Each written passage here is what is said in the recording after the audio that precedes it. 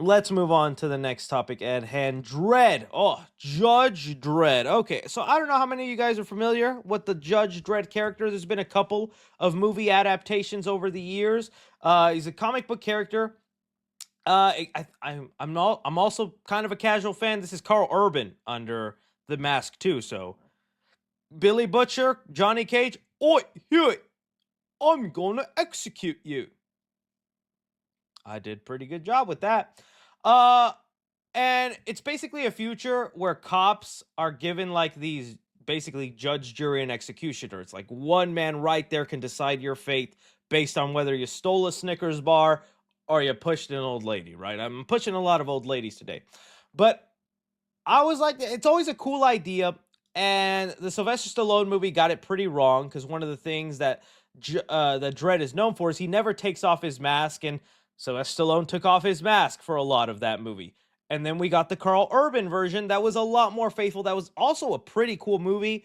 Just him in this high-rise building, almost raid style, having to go through different floors and accomplish his mission. I'm still so mad we never got a sequel to it because this was actually a pretty fun version of Dredd, but it didn't get the love and attention they needed. Well, now they've announced a new reboot and a new start with Taika Waititi. They have it here, Taika Waititi tackling Judge Dredd movie in hot package hitting Hollywood exclusive. Maybe they actually have a rough summary of what Dredd is. That way I can give you guys an idea because maybe I didn't do it right. Okay. He is a police. Okay. I knew I shouldn't have done that. All right.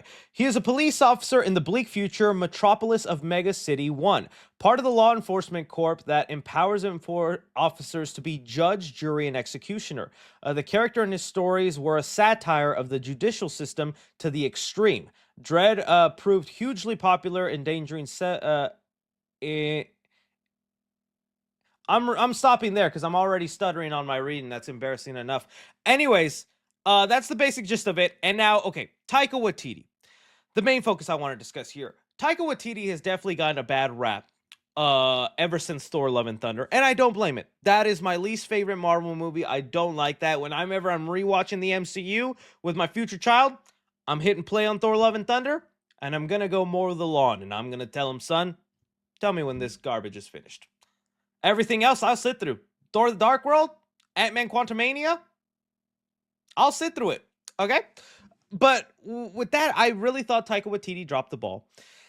But even with that, I still think he is a competent director. I just think he went full to swing into his jokey vibe with Thor that it did really hinder the character. I still think back to some of his earlier movies that he's done. Let me see if I can actually pull some of those up. And like films like Jojo Rabbit that still have the humor where he portrays Hitler. That takes a lot of guts to be Hitler in your own movie, but it was actually a pretty great film, Jojo Rabbit. Uh and this is the one I liked. Hunt for the Wilder People, What We Do in the Shadows.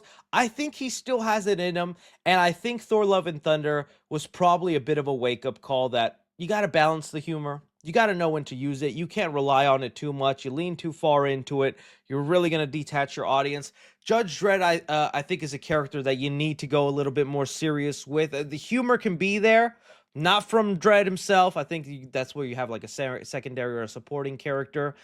But this is still just such a cool idea, man, and it's still such a kind of relevant topic because, like you guys saw when I was reading it, I thought Jojo Rabbit was good. I don't know about you. I thought Jojo Rabbit was. What's the Rotten Tomato score on that? We'll settle that right here, right now, buddy. Maybe you're right. I thought it was actually really good. 81, 81, and 94. So you in the minority, buddy. You're a minor. Influencer Smurf intrigued.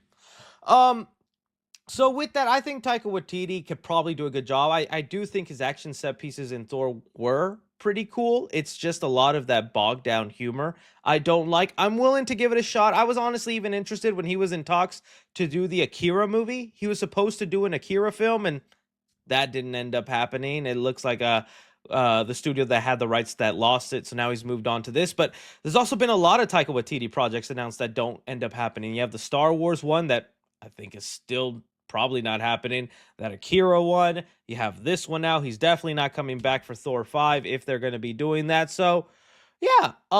You guys let me know. I think Taika Waititi, I'm willing to give him one more shot, but I will say if he fumbles this one, I think that's where I cut my loose ends. But I still think he has it in him. There was slivers of things I saw in Jojo Rabbit and his other works where I'm like, he can handle good emotion, great balance of jokes. He just, I think, got too full of himself in Thor: Love and Thunder. So yeah. Let's move on now